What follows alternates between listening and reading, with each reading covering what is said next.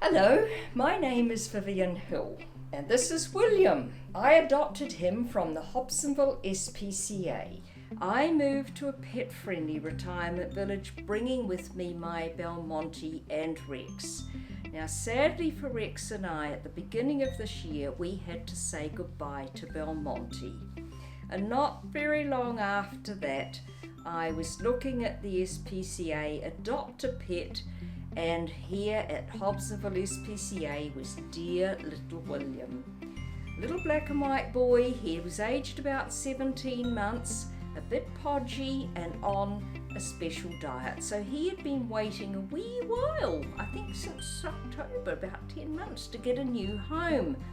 And I thought, well, I've been there, done that, so I applied to adopt him. William settled in here very quickly himself. He had the absolute best of care at the SPCA, but it's not quite the same as having your one special human, that one person that you can wind around your little paw, get them to run round after you. Cats have staff. So William found his staff member. He knows when it's time for me to read the newspaper and when it's not time for me to read the newspaper. When it's really not very nice outside, he loves sitting on that chair.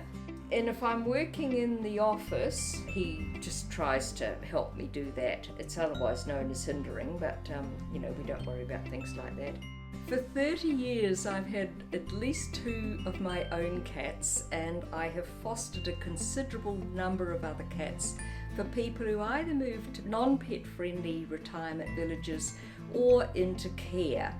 By profession, I'm a priest at the Anglican Church. When there wasn't actually a suitable role for me to move on to in the church anyway, I decided to set up my own business. And one of the things I did was welcoming ceremonies for people when they had to rehome an animal, not really realising that I was going to see the need there for somebody to rehome the animal, and that's actually how I got into fostering them. I did actually more of the permanent fostering than I did of the actual ceremonies, so it just became a natural part of the business. Every cat will have a mannerism that will remind you of something else. So like William begs for his food, that reminds me of the original cat we had in my family in Christchurch about 60 years ago. Oh look, he's begging. This is what he does, he begs. Come on, here you go. There's some biggies. It reminds me of my first 2 cats, Brink and Cherry, because they begged for their food. So there's all little sorts of things like that. He just reminds me of so many. And being black and white, he does remind me of Belmonte. If you're an older person, I think you should consider a long stay animal, because the chances are it is an older animal. And it's more difficult when you get a little bit older to have younger animals. They can be just a bit too playful, take a bit much energy.